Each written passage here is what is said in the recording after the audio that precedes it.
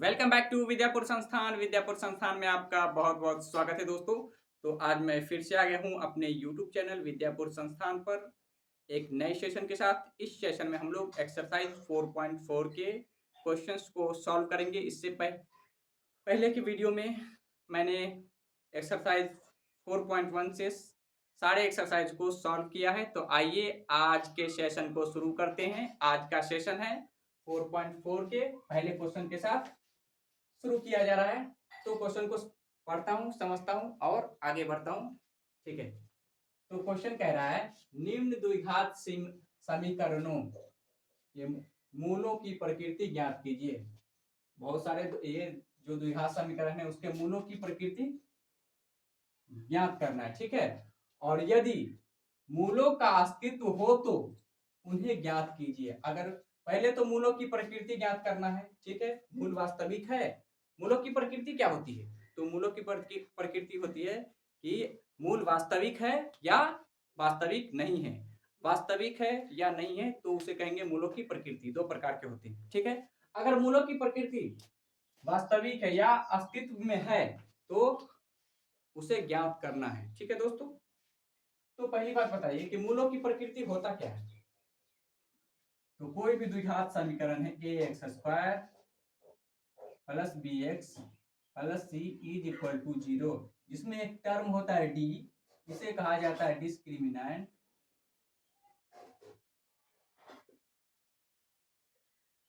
हिंदी में इसे कहते हैं विवेचक। ठीक है, तो विवेचक का फॉर्मूला होता है डी बराबर बी स्क्वायर माइनस 4ac। ठीक है, अगर यही डी 0 या 0 से बड़ा हो तो कहेंगे मूल वास्तविक है। मूल वास्तविक है या मूल अस्तित्व में है। मूल का अस्तित्व है। मूल का अस्तित्व है। अगर डी 0 से छोटा हो जाए तो कहेंगे मूल का अस्तित्व नहीं है।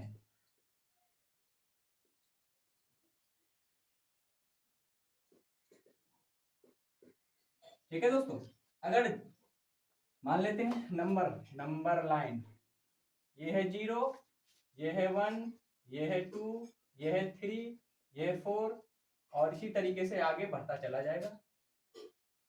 ये है -1, ये है -2, ये है -3, ये है -4।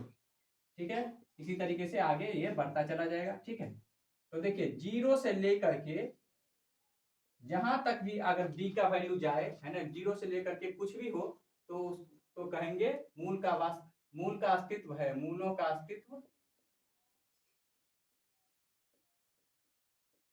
अस्तित्व होगा। ठीक है दोस्तों, ये कौन सा केस हो गया? 0, डी 0 है या तो डी 0 से बड़ा है। इस केस में यहां से यहां 0 से बड़ा कुछ भी है, 0 या 0 से बड़ा कुछ भी हो डी का वैल्यू तो कहेंगे मूलों का अस्तित्व होगा।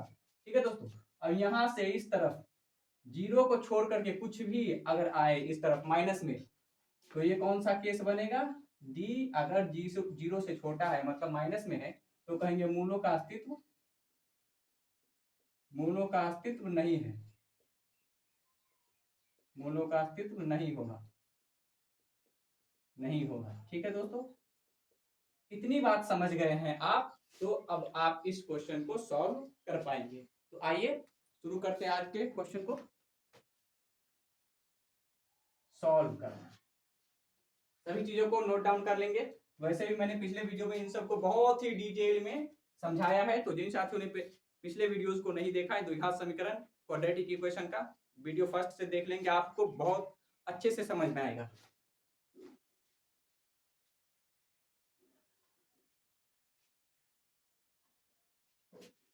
तो देखिए यहां से ए क्या हो जाएगा? ए आ जाएगा 2, बी आ जाएगा -3 और सी आ जाएगा 5।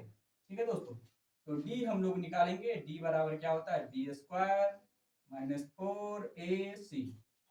तो डी बराबर क्या हो जाएगा? बी स्क्वायर तो -3 का होल स्क्वायर -4, ए का वैल्यू 2 और सी का है 5। तो ये हो जाएगा 9 माइनस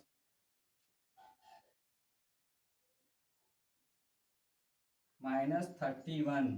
तो क्या -31 कहाँ आ रहा है दोस्तों? तो नंबर लाइन पे देखिएगा, ये 0 -1 -2 -3। तो मैंने क्या कहा था, 0 से इस तरफ जो भी आए तो क्या कहेंगे, मूल का अस्तित्व नहीं है। ठीक है,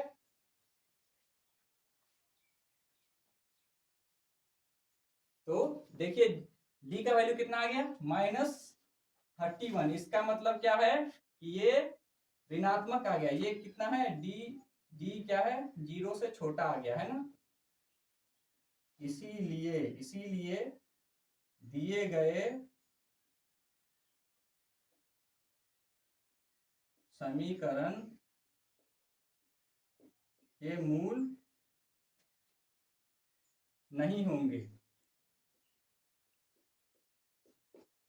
मूल होंगे ही नहीं। अगर डी 0 से छोटा आ जाए, है ना, इस तरफ 1 2 3 है, ठीक है, इस तरफ माइनस में, तो माइनस में कुछ भी आ जाए तो कहेंगे डी डी माइनस में आ जाए तो कहेंगे मूल होगा ही नहीं, द्विघात समीकरण का मूल होगा ही नहीं। तो इस द्विघात समीकरण का कोई मूल नहीं होगा। आइए अगला द्विघात समीकरण लेते हैं, उसे चेक करते हैं और सॉल्व करने का प्रयास करते हैं।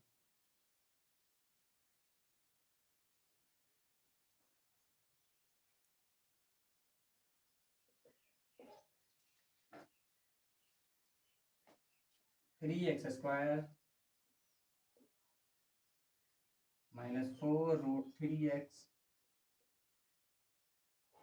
+ 4 = 0। तो इसे भी क्या करना है, चेक करना है कि इसके मूल का अस्तित्व होगा या नहीं। अगर मूलों का अस्तित्व है तो मूल ज्ञात भी करना है। तो देखिए a = क्या आ गया इसमें, 3, b = क्या आ गया, -4√3 और c = 4। तो d निकालेंगे, d क्या होता है, b² -4ac। मूलों का अस्तित्व कौन बताता है, d बताता है। अगर d 0 से छोटा आ गया, माइनस में आ गया, तो कहेंगे मूलों का अस्तित्व नहीं है, ज्ञात ही नहीं किया जा सकता। अगर d का वैल्यू 0 आ जाए या 0 से बड़ा आ जाए तो कहेंगे मूलों का अस्तित्व है और उसका मूल निकाला जा सकता है किसी भी मेथड से। 3 मेथड है, आप किसी भी मेथड का यूज करके निकाल सकते हैं। तो देखिए यहाँ पहले मैं d निकाल करके चेक कर रहा हूँ। तो b² मतलब -4√3 का होल स्क्वायर, -4, a का वैल्यू 3 और c का वैल्यू 4। तो ये हो जाएगा मतलब 48 हो जाएगा, 48 माइनस ये भी 48। d = क्या आ गया, 0। मैंने क्या कहा था, 0 या 0 से बड़ा आ जाए तो मूलों का अस्तित्व होगा। इसका मतलब क्या है कि मूलों का अस्तित्व होगा। क्योंकि d = 0 है, इसीलिए दिए गए समीकरण के मूलों का अस्तित्व है। ठीक है, मूलों का अस्तित्व है तो इसे ज्ञात भी करना है। तो आइए मूल ज्ञात करते हैं हम लोग। क्या है, 3x² -4√3x + 4 = 0।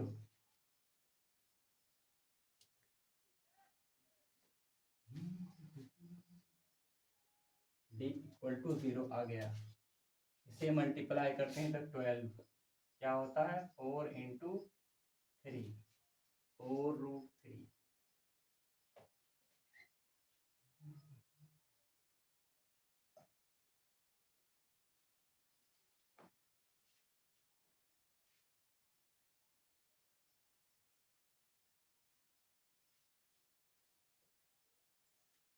ठीक है, तो इसका गुणनखंड नहीं बन रहा है तो इसे हम लोग द्विघात समीकरण के फॉर्मूला से निकालेंगे। तो x बराबर क्या हो जाएगा, हम लोग जानते हैं द्विघात समीकरण का formula, -x = -b ± √d/2 × a। ठीक है, तो x = -b -4 ±√d, d का वैल्यू आ गया 0, 2 × a की जगह क्या है 3। 4√3 डिवाइडेड बाई 3। तो यही हो गया इसका दो आंसर हो जाएगा, प्लस माइनस जीरो, यहाँ पे प्लस माइनस जीरो, तो एक बार जीरो माइनस में करेंगे, एक बार जीरो प्लस में करेंगे, तो इतना ही आएगा 4√3 डिवाइडेड बाई 3 और 4√3 divided by 3।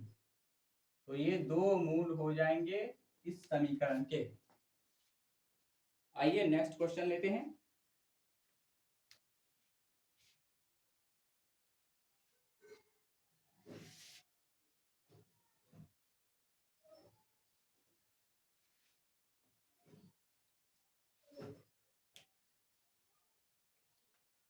Next question, question number third, first का थर्ड है। क्या है ये?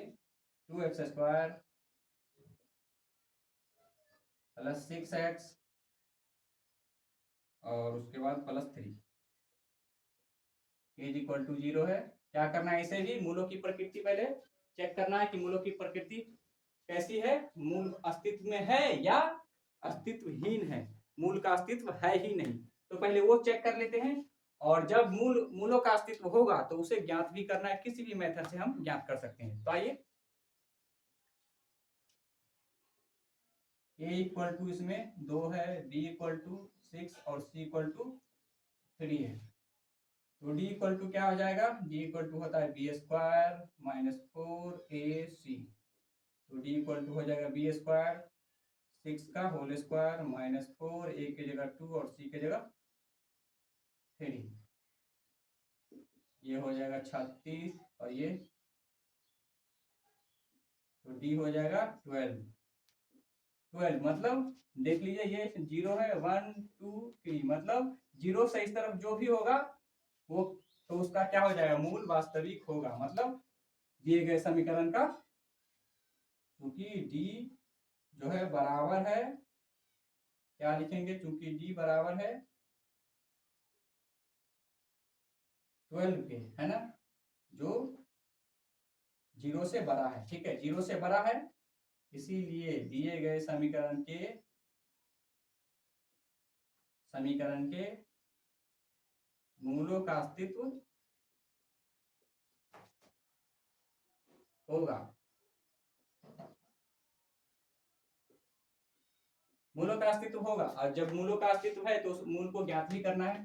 तो ये मूल ज्ञात कर लेते हैं। 2x² plus 6x plus 3 is equal to 0।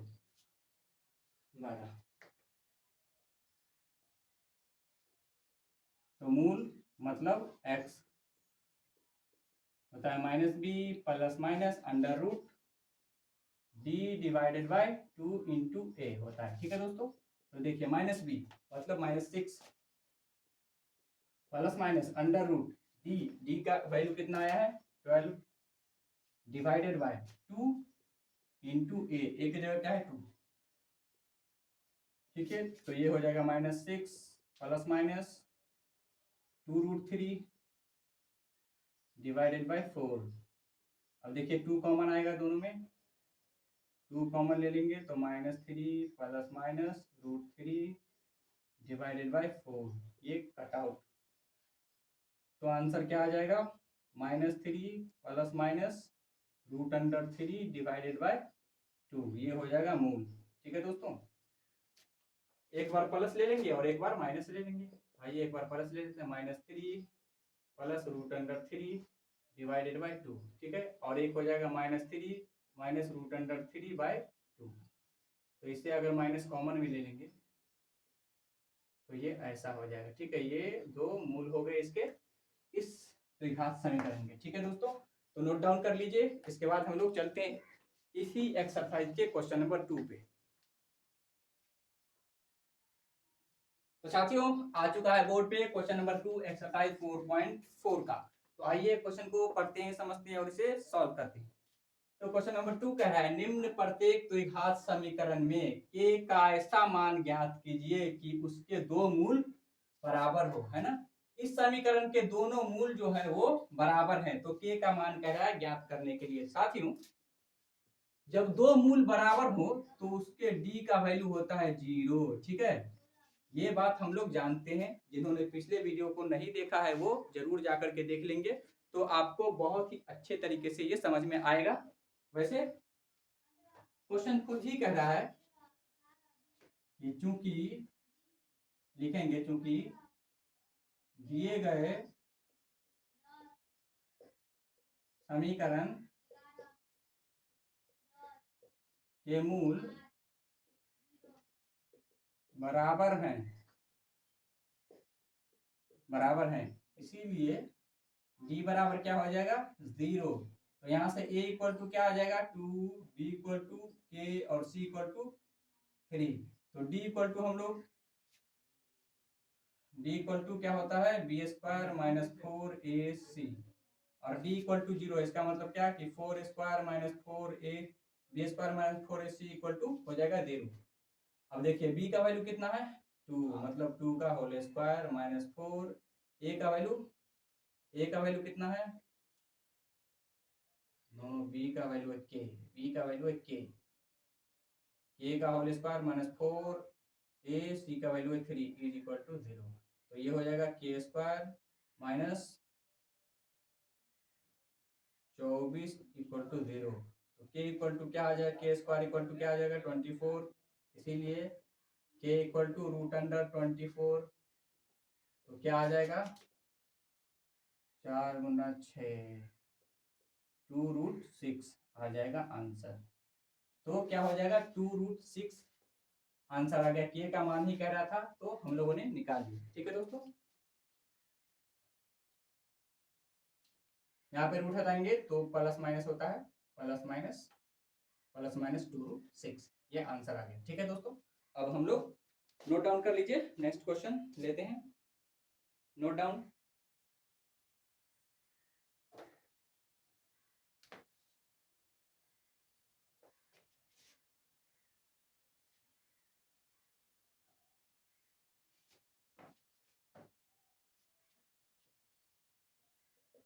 Second question है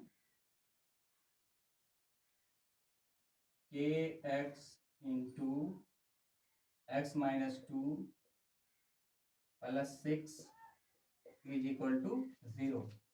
तो इसमें k का वैल्यू फाइंड आउट करना है, k का मान ज्ञात करना है अगर दो दिए गए समीकरण के मूल बराबर है तो। ठीक है, तो देखिए इस kx को ब्रैकेट के अंदर करेंगे तो हो जाएगा k x square minus 2kx plus 6 is equal to 0। तो देखिए दोस्तों, यहाँ से a इक्वल टू क्या आ जाएगा k, b equal to minus 2k और c इक्वल टू 6। क्या है, क्योंकि दिए गए समीकरण के मूल बराबर हैं, मूल बराबर हैं। ठीक है, इसीलिए d इक्वल टू क्या आ जाएगा 0 और d का वैल्यू क्या होता है b square minus 4ac is equal to 0। अब सारे वैल्यूज को हम लोग माइनस 2k का होल स्क्वायर माइनस 4a की जगह k और c की जगह 6 इज इक्वल टू 0। तो हो जाएगा 4k square minus 24k is equal to 0। यहाँ से 4k कॉमन लेंगे तो आ जाएगा k minus 6 is equal to 0। तो या तो 4k इक्वल टू 0 आ जाए या तो k minus 6 is equal to 0 आ जाए।